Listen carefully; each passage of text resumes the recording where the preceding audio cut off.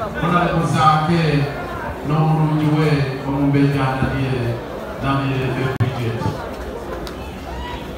So Deputy President Wano Atika Gwero, the Right Honorable Mathias Mpuuga, niba member of Parliament wa Cabinet member na Bokulembera. Civil Secretary General Ghana Nelson Mongoya n'abakulembeze bonna mutwala ekibiina kya NOP wamu ne muganda wange Nyanzi owakunga ne ttiimu yonna. Njagala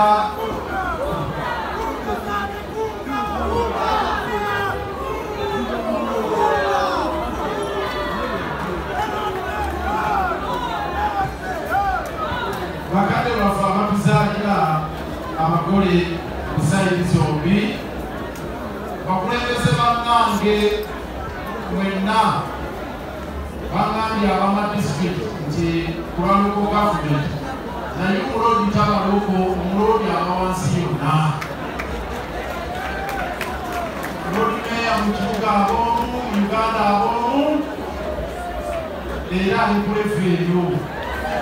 Sebo zambale ekyo kiyigo okuva olwaleero omulodi tabaga ow'enene kiyana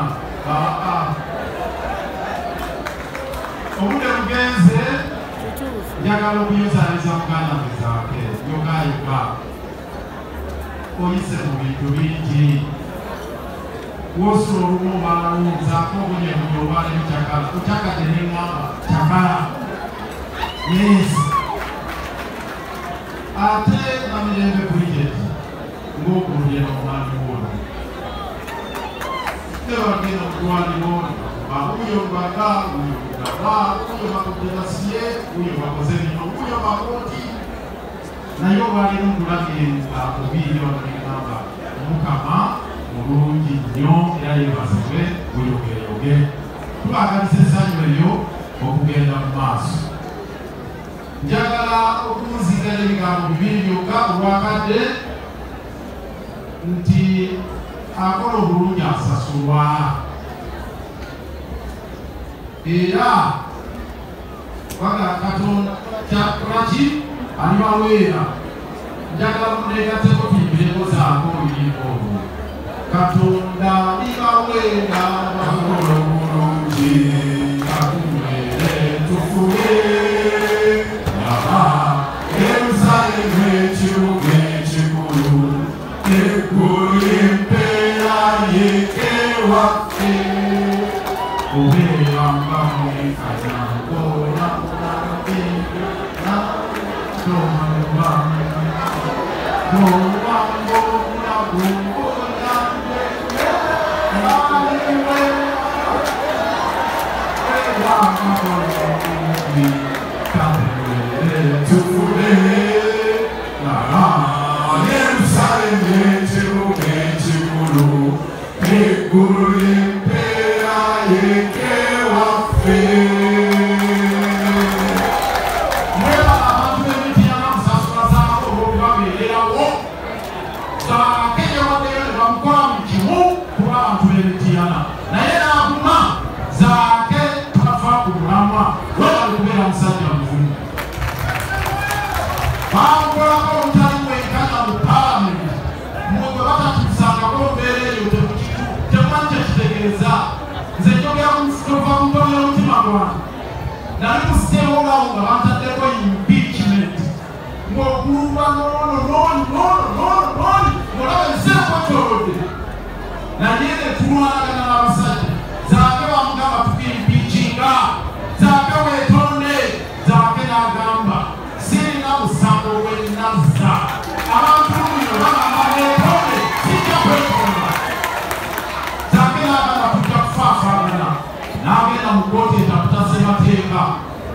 Tukyalinze nakati ensala tulwanirira bwenkanya paka Zaake tujja kulemera kuweebale kuba musajja muzubu kwenyinirawo n'otekereramu.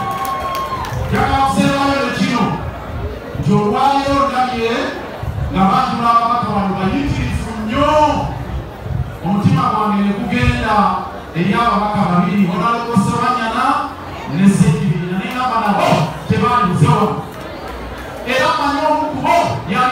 enkwentratio okusegirinya obasebanya tebalina musango gwe bazza abafaanana ng'abo n'abalala bangi abaana bamasheti n'abalala bali mu general court martial bamye beyi tebalina gye bazza abaana abalala bagenda babanyola drones kyalyola trace bamuyodde n'agenda kulinga alatana nti musikobata abaana be bana bafinya mu lutalo olwo bwe yazaire ebweru jakana nadduli mamere musana talina nsoni naye najja n'amuyola n'amutwala nenadduli owa NRM eyagenda mu kasaka n'amwana alaajana masabo lwaleero nga tujaguza nga tusanyuka nga tubiibya tweyongere okwegatta okuwanirira obwenkanyiro bw'enjako emberere ekutembasaba mu byonna byonna olwalwa ebitwagwani birina olwaki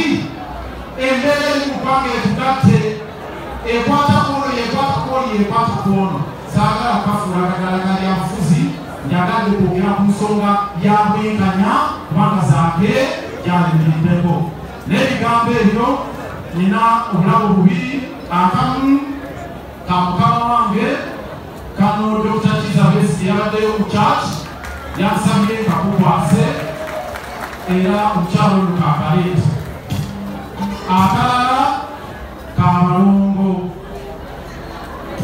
kansooke kansange kano Dr. Kiza Besigye teyansabye okukwasa